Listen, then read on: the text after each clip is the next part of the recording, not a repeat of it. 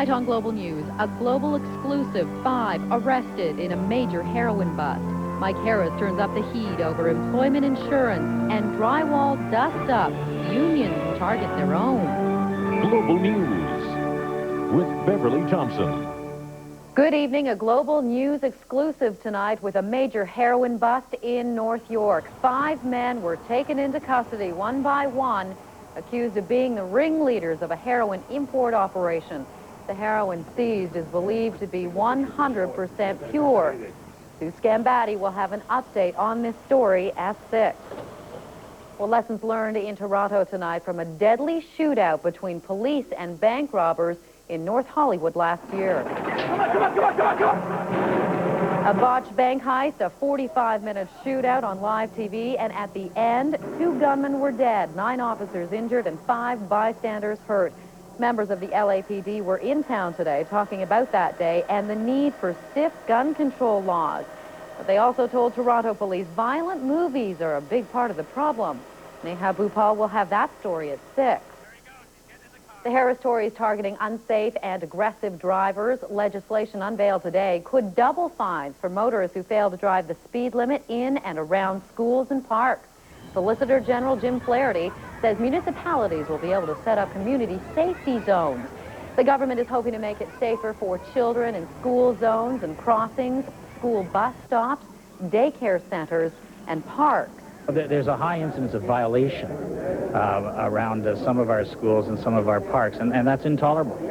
And it seems that, as I say, some drivers don't seem to be getting the message, so we're going to try to drive this message home. A warning tonight for people who suffer from peanut allergies. The Canadian Food Inspection Agency says Pad Thai sauce, distributed by Thai World Import and Export Company, contains peanuts that are not declared on the label. The product, sold in 227-gram jars with a UPC code of 849090056, is distributed in Quebec and Ontario and may have been distributed elsewhere in Canada. Now, while we're enjoying some really splendid weather, there is a downside to all this sunny conditions. Basically, forest fires are burning in many parts of northern Ontario. The area north of Lake Superior is hardest hit. Roads are closed and some residents have been forced from their homes. Now, some rain overnight has helped the situation in some areas, but heavy smoke is causing health concerns, especially for anyone with respiratory problems. Now, there are still a few more showers moving through northern Ontario, so let's get to the forecast and see exactly where they are. Now, for tonight, around northwestern Ontario, you can expect a low of about 11 with some showers and thunder showers. Still a few tomorrow with some sunny breaks as well and a high around at 25. Not too bad for the weekend, though. For northeastern Ontario, showers up around Timmins continuing. Sudbury's going to see variable skies and some thunder showers developing, increasing cloud for Sault Ste. Marie, and fairly clear conditions for North Bay. Temperatures generally around 10 tonight, 25 tomorrow, with evening and afternoon showers and thunder showers, especially up around Timmins. That continues through Friday. Eastern Ontario, 10 degrees tonight. Gorgeous tomorrow, 26 and windy and sunny, and then a possible thunder shower for Friday. Cottage country going down to 12 tonight. Tomorrow's going to be another beautiful day, but we're going to see some isolated showers or thunder showers in the afternoon with windy conditions and a high of 27. Southwestern Ontario, 13 tonight, 30 tomorrow. Again, a nice day, but watch out for possible afternoon thunder showers. And the same scenario for the Toronto area, 12 tonight, 26 tomorrow. It's going to be kind of windy from the southwest, and we're expecting some afternoon thunder showers to develop. So hot weather. If you don't have your air conditioner installed, this would be the day to do it. Beth? No kidding. 26 and 29, which is pretty unusual for the other Yeah, day. it should be around 21 this time of year, so we're a good 5 degrees above that this week. Unbelievable. You're right, though. We'll need air conditioning. Thanks, Christine. In other news, hot, dry weather creating a forest fire epidemic in the Sunshine State. 108 forest fires broke out over this past weekend. The largest is about 500 hectares in the Apalachicola National Forest. At this point, firefighters are praying for rain and cooler temperatures as they try to keep the flames from spreading toward millions of homes in residential areas. A bumpy ride for 79 passengers on board an Ansett Australia flight from Osaka, Japan to Brisbane. The 747 hit severe turbulence and dropped sharply, throwing many passengers and crew members into the air. 17 people were treated for cuts and bruises. The airline says that most of those who were hurt were not wearing their seatbelts at the time. And Israeli settlers in Jerusalem fought with police after the city's mayor gave the order for them to vacate illegal homes in the Muslim quarter of the Old City. The settlers constructed the 9 buildings without permits. Jerusalem's mayor signed the demolition and evacuation orders despite supporting expansion of Jewish settlements in the Arab section of the city. It's called the Mozart effect. Can the music you listen to make you more creative or more intelligent?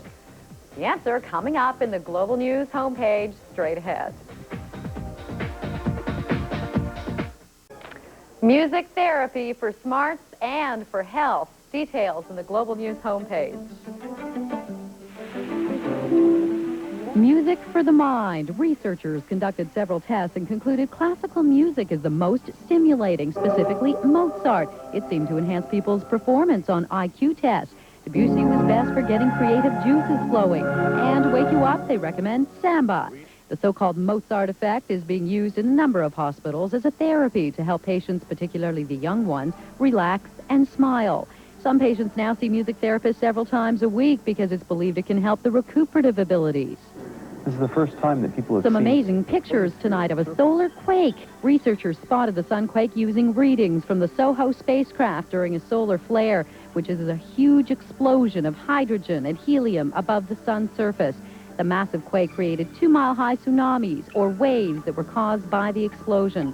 Those waves traveled tens of thousands of miles, or about 10 times the diameter of Earth. If you're in the market for some jewelry, pearls may be a good investment. Some of the best cultured pearls come from Japan, but now those Japanese oysters are dying. Over the last 2 years, a mysterious virus has killed off half of Japan's oyster population, and scientists are at a loss as to find out what it is, much less how to treat it. The result, rising prices and supplies waning. While the prices have already gone up, experts say with no way to stop the virus, the shortage and resulting cost is expected to continue possibly into the year 2000. Do you buy into the music therapy? Yeah, I do, and I don't know too much about people, but I went to an agricultural high school, and I know for a fact that dairy farmers, a lot of them don't like to listen to music when they're in the barn, and if they're listening to their own rock and roll stations, the cows get a little nervous, a little uptight, yes. And if they play Mozart or Brahms, milk production goes up significantly. It makes sense. It makes sense not only from, we were talking about it earlier, that even with a child who's under 1, there's an inherent draw to music. A little baby, you know, you put the right kind of music on and they're just going, aren't they? Or there's the rush hour cure, which I was saying. You put classical music on in your car when you're in a stressful traffic situation. Obviously, it's not going to work for everybody, but it helps me. And you're not saying rude things to the drivers? No, because you get your hand going that aren't doing gestures. You're actually conducting, and you're just fine. Still ahead on Global News, a surprise spot check reveals serious safety problems with a U-Haul rental truck, and police say it's not the first time. And meet the father of Canadian karate, who's about to receive the Order of Ontario. Those stories and more later on Global News. Our top stories are straight ahead. A Global News exclusive tonight. 5 men under arrest as Toronto police break up a heroin importing ring. And a family's desperate appeal as the search for a missing Alzheimer's patient intensifies.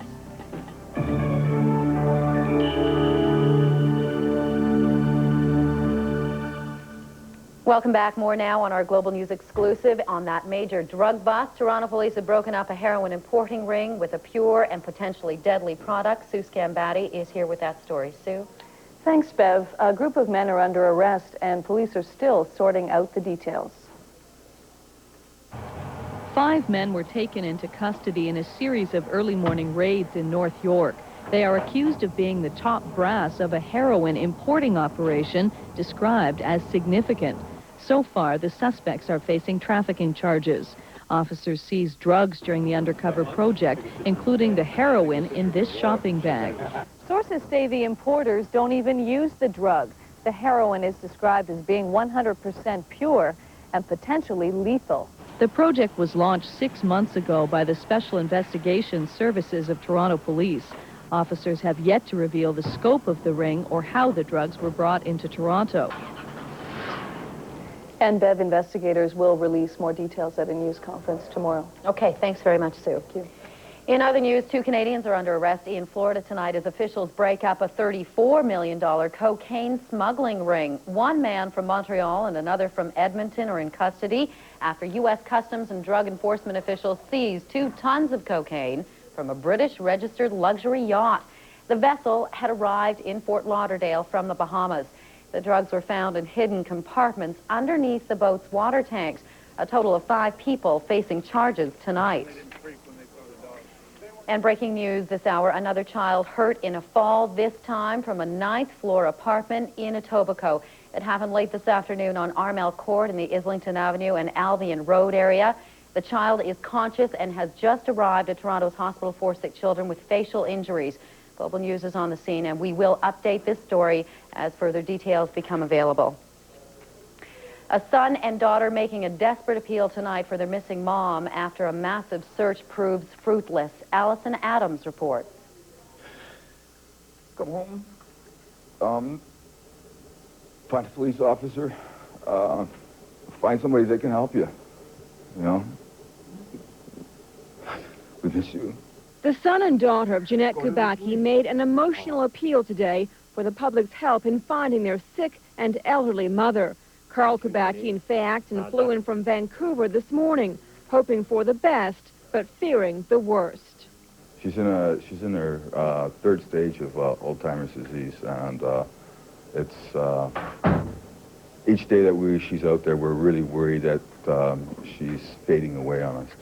Jeanette was last seen near her Rexdale home and not far from one of her favorite shopping malls, the Woodbine Centre. But despite an exhaustive search of the area by both land and air, police have found no trace of Jeanette.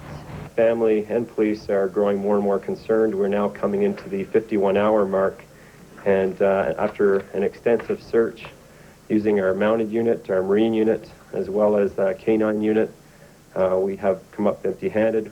Police are also going door-to-door with Jeanette's picture in Rexdale, Don Mills, and Toronto's Annex, 3 areas the 74-year-old woman frequently visits.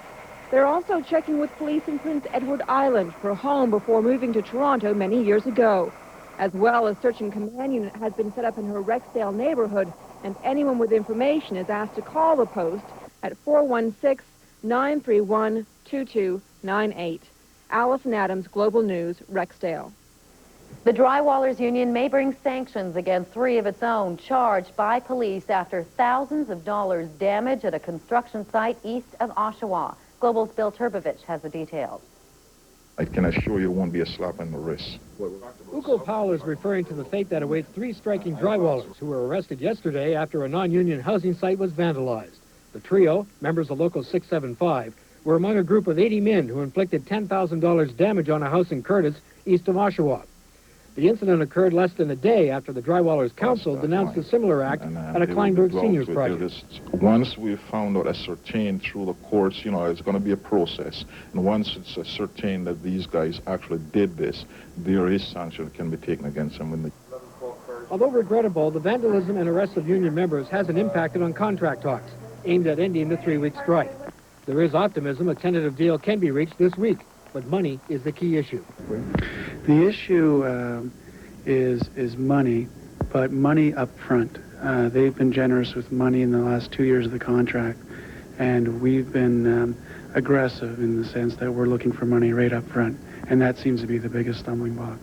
The strike has halted completion of thousands of new homes around Toronto, and this is only the first round. A settlement in the Drywallers dispute may not be the silver lining in the cloud hanging over Toronto's housing construction industry. After all, it's only the beginning. The drywall tapers are poised to go out next, followed by carpenters, roofers, sheet metal workers, even bricklayers, should their contract talks fail. This summer, getting financing is probably the easiest part of buying a new home. Bill Turbovich, Global News, Toronto. Ontario's new funding program for education is being blamed for over 1,000 layoffs in Peel region. The Board of Education plans to let go 1,100 lunchroom supervisors. Board Chair Janet McDougall says there is no funding formula to provide supervision for elementary students who stay at school for lunch. The layoffs will take effect December 31st. A do-it-yourself move might not be the bargain you expected. As Jacqueline Milcharik reports, it could cost you extra time and money and even threaten your personal safety. Just seconds after renting this U-Haul moving truck, Chester Kupnicki noticed some serious problems. I couldn't catch the steering, like 30 degrees right, 30 degrees left, and that's really dangerous. The truck stalled twice, just minutes before transportation officials pulled it in for inspection during an early morning safety blitz. The back wheels are all covered in rust. The steering, you can move it 16 inches to left or right, nothing happens. The truck was burning oil, had holes in the body and doors, and its truck safety inspection sticker had expired 2 years ago. Police say they've had several public complaints about the condition of rental trucks lately. The Better Business Bureau says it received 6 complaints about U-Haul in the past 2 years alone. So why are truck rental companies getting away with charging full price for unsafe vehicles? Part of the problem is lack of proper legislation. Unfortunately, there's no such thing as an Automobile Renters Act. The closest thing to it is the Business Practices Act, which requires a company to give good value for the service they're providing. When Mr. Kupnicki complained, he got his $120 deposit back with an apology. He said, well, the vehicle was in safety, how come you rent? He didn't say nothing. So we decided to ask the manager ourselves, but our cameras weren't allowed in. You're the manager, but you don't know who did the last inspection on that truck? No, I don't, ma'am. According to U-Haul's head office in Arizona, now it does appear that a July 97 inspection was overlooked, and for that we apologize. You can be assured that it's being corrected. Jacqueline Mulcharik, Global News, Toronto. Ontario's premier is squaring off with Ottawa over billions of dollars in surplus employment insurance premiums. Global's Monica Kim is live at Queen's Park with the latest. Monica? Well, Beverly, today the premier used some of the toughest language yet to criticize the federal finance minister, saying Paul Martin's refusal to cut EI premiums amounts to stealing. When you are this grossly overtaxing and over payroll taxing and the premiums are that, I think it is stealing from workers and businesses. Premier Mike Harris says Ottawa may be breaking the law by holding a large surplus in its employment insurance fund. The surplus now stands at $15.7 billion and could hit nearly $20 billion by the end of the year. That money is supposed to be used only for unemployment benefits, but Harris accuses the federal finance minister of putting it into general revenues. I don't know if it's illegal, but it certainly is wrong to take money from businesses and workers that is supposed to be earmarked to help pay people when they're unemployed, help them get through a difficult time in their life. That criticism was echoed by Ontario's small business community. Theft. They're stealing it. They know it. We know it. Garth White says with the EI surplus, Ontario businesses are being forced to pay billions of dollars they don't need to be paying. And business leaders agree that a reduction in premiums would create tens of thousands of jobs in Ontario. This economy has a lot of catching up to do, and I think people in Ontario are starting to feel good. We don't need anything dragging it back. This is a drag. But in Ottawa, Finance Minister Paul Martin gave no indication today that there will be any change in policy. Well, I would just simply ask Mr. Harris to go into the emergency wards in his hospitals, to take a look at his education system, and simply ask himself if he thought that he has made the right choices. Now, the Premier says he is standing firm on this, and if Ottawa doesn't cut EI premiums, he may consider a court challenge. Bev? Okay, thanks very much, Monica. A developing debate about air safety at Canada's biggest airport on the Victoria Day holiday weekend. First National's Peter Kent is here with that story. Peter. Bev, one air traffic controller did the job normally handled by 5 at Toronto's Pearson International Airport on Sunday, May the 7th. NAV Canada, the private company that now provides air traffic control services, contends that flights were disrupted and that safety was at risk because of controllers booking off sick as part of a continuing contract dispute. The union blames bad management planning. And it doesn't look like we're going to see any kind of end in the near future. Not at all. The 2,400 air traffic controllers have been without a contract for 5 months now. Negotiations aren't scheduled to resume for 2 weeks. Everybody's at work today, but both NAVCAN and the Controllers Union have filed grievances with the Labor Relations Board to defend their respective positions. We'll have that story and more at 6:30 on First National. Okay, great. Thanks very much, Peter. Well, can Hollywood violence influence real-life bad guys? That's one of the issues being discussed at a major crime conference happening here in Toronto. Neha Bhupal has more. It was like a scene out of a Hollywood movie. A botched bank heist turned ugly. as two gunmen opened fire in a shootout with the LAPD. The 46-minute battle was captured on live television. By the end, both bandits were dead and 9 officers and 5 bystanders wounded. The violent confrontation, dubbed the North Hollywood shootout, has become a study case for police. Today, Toronto's finest heard about some of the lessons learned at this week's International Homicide Conference. While officers here in Toronto hope incidents like North Hollywood never happen here, they concede it's a disturbing trend. We're not that naive to believe that this could never happen here. This is a large city, it's a very popular city, and unfortunately when you have a crime of this magnitude, such as North Hollywood, you have copycats. And while the proliferation of firearms is a concern, LAPD Commander Scott Lachasse says the incident highlights the need for stiffer sentences. The criminal element will always have guns. There's no amount of legislation that's going to counter that. But I think you need to complement some type of firearms control with enhanced sentences. The North Hollywood incident is a classic case of life imitating art. And it's that art, say investigators, like motion pictures, which often influence the bad guys and their brazen moves. During their investigation, the LAPD discovered both suspects were big fans of the movie Heat. I know for a fact that that would influence individuals that are prone to commit criminal acts. Neha Bhupal, Global News, Toronto.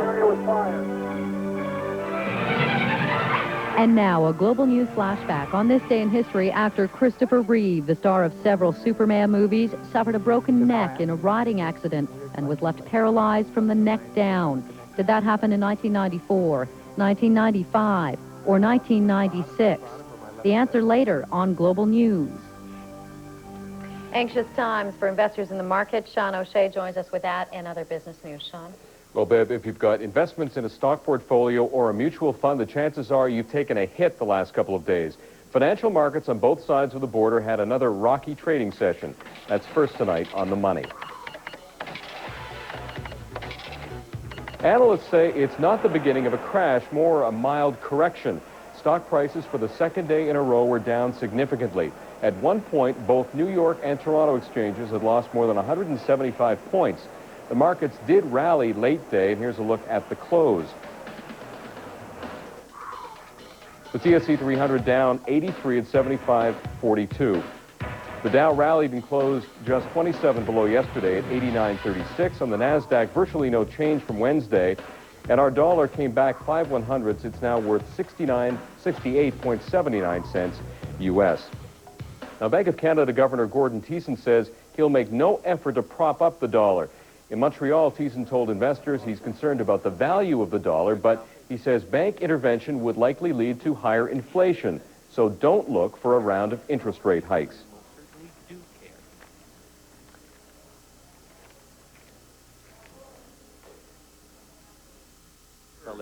If there were a loss of confidence in the Canadian dollar, the Bank of Canada would most certainly respond.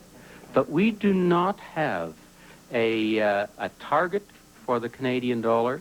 But as I was saying, we monitor it very carefully. We take it into account in judging what is the appropriate monetary policy for Canada. Now, the sagging dollar is bad for us, but it's sure good for U.S. tourists. Spending on same-day trips by Americans to the Niagara region of southern Ontario up by 60% last year compared to 1996. But Asian travelers made fewer visits to Canada, and that fact hit western provinces like Alberta the hardest. A U.S. food conglomerate has been fined $16 million by the Federal Court of Canada. The Archer's Daniel Midland Company was found guilty of price fixing. The fine is the largest ever handed out under the Federal Competition Act. Former Prime Minister Brian Mulroney is among ADM's board of directors. He's not promising a price war, but Conrad Black is preparing for a newspaper fight come the fall. The head of Hollinger and Southam is fresh from a circulation battle with Rupert Murdoch in Britain. Black says the new paper he's launching in Toronto will be priced lower than competitors and initially free of charge in Toronto. Black still won't hint at what the paper will be called. And finally, an auto recall you should know about. 103,000 Ford F-250, 350, 450, and 550 Super Duty trucks have potential steering problems. 1,100 of the vehicles are on the road in Canada. This is the second safety recall from Ford in a couple of weeks. If you've got one of those trucks, go back to your Ford dealer. And that's on the money for this Wednesday, Bev. Okay, thanks very much, Sean. Let's head over to Christine for the weather forecast. Thanks, Bev. Things are heating up through southern Ontario. In fact, by the end of the week, you're going to be saying, geez, is it ever hot? So let's take a look at the satellite and see what's going on right now. We have some activity well to the south of us, but we're going to see some showers and some thunder showers in the northern regions tonight. Southern regions are going to be fairly calm, though. Let's take a look at the temperatures in the last hour. Now, actually, things have been changing quite a bit since these temperatures were registered at about 5 o'clock. 20 for Timmins. They had some showers there today, so that kept temperatures a little bit low, but then when the sun came out later this afternoon, things warmed up a bit. Around mid-20s, low 20s for most of the rest of the northern regions. Heading further south, temperatures not too bad today. 23 in Ottawa, 16 in Kingston, 24 in Peterborough. We were at around 24 to 25 degrees through most of the Golden Horseshoe in the past hour, 27 in Windsor, so overall quite a few degrees above normal.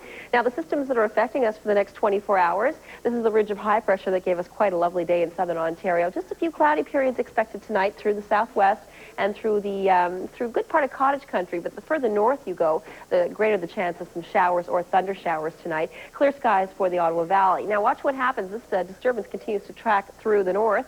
In the south, though, it's fairly calm. However, late in the day tomorrow, late afternoon, early evening, we could see some thunder showers developing through the southwest and through central Ontario, or rather through the Golden Horseshoe region. And for the northern regions, thunder showers are definitely a possibility, and that mainly for the Timmins area. Winds are going to pick up as well through much of southern Ontario, so calculate that when you get dressed tomorrow. It's going to be a little breezy, but warm. Temperatures for the north, above seasonal here too.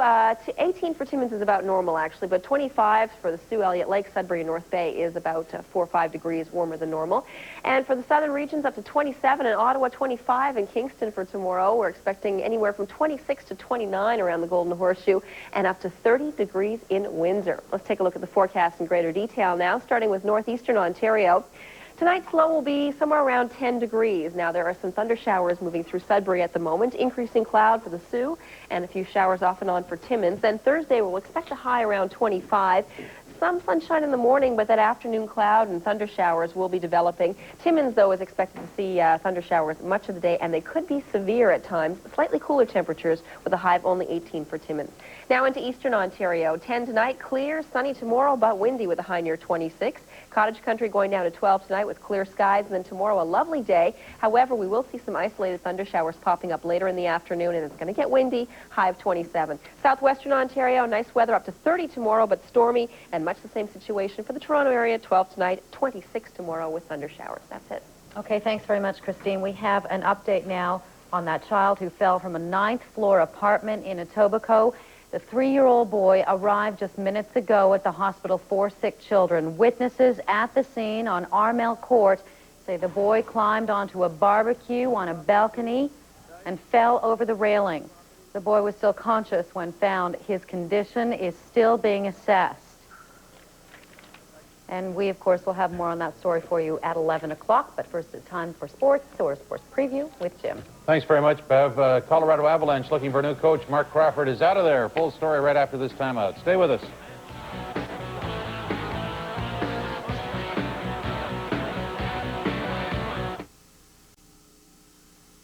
Time for sports with Jim. Thanks, Bev. The NHL rumor mill just got real hot. A couple of hours ago, the Colorado Avalanche announced that Coach Mark Crawford will not be back. He had been offered an additional year, giving him 2 more years with the Avs, but he turned it down. Colorado GM Pierre Lacroix made the announcement.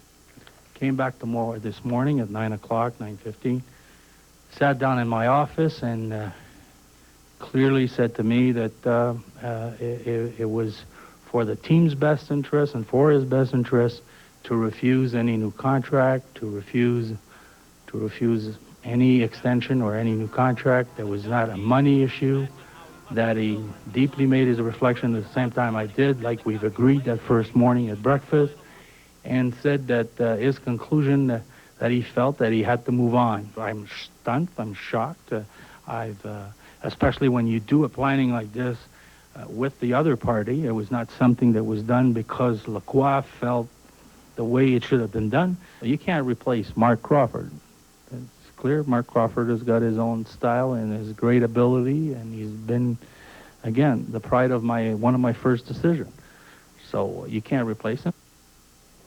And before this move, speculation was very high. The Leafs would be Crawford's next stop. There's a rumor about him going to Chicago. Mike Murphy remains as Maple Leaf coach. Chicago's still looking.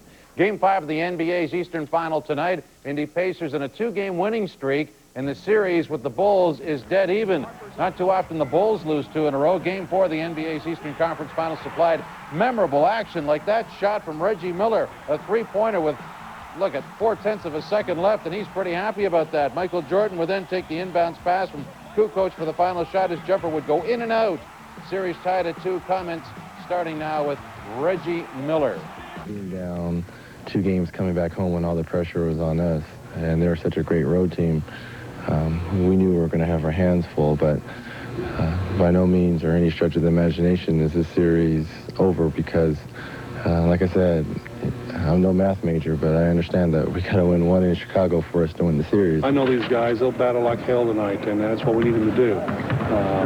You know, we hate to lose Jalen, but we did, and we got to go forward. You know, this is the playoffs. But we're in a great series, and it's great for us. It's great for the fans. They should enjoy it.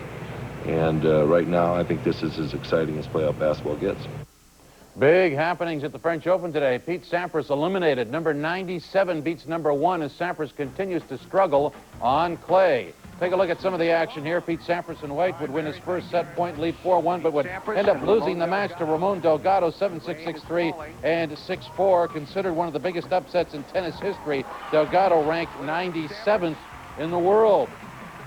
In other action, Marcelo Rios, the 3rd seed, defeated Emilio Alvarez of Spain in straight sets, 6-4, 6-2, and 6-2. And from there we go to women's action. The number 1 seed, Martina Hingis, and she is serving, would defeat Micah Babel of Germany with this one, 6-1 and 6-2. Also, Venus Williams, 8th ranked, defeated Ai Sugiyama of Japan, 6-love and 6-2 to move on. Stunning upset stuff at the French Open today.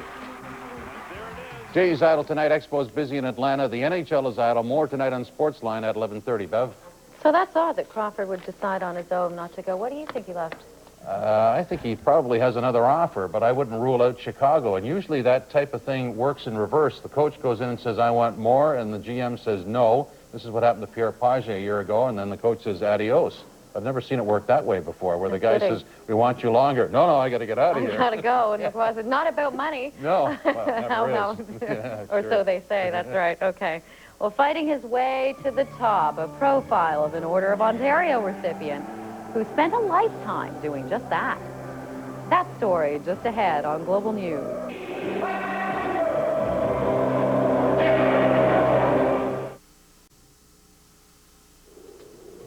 And now the answer to our Global News flashback. On this date in history, actor Christopher Reeve breaks his neck during a riding accident in Virginia. That happened on May 27th, 1995.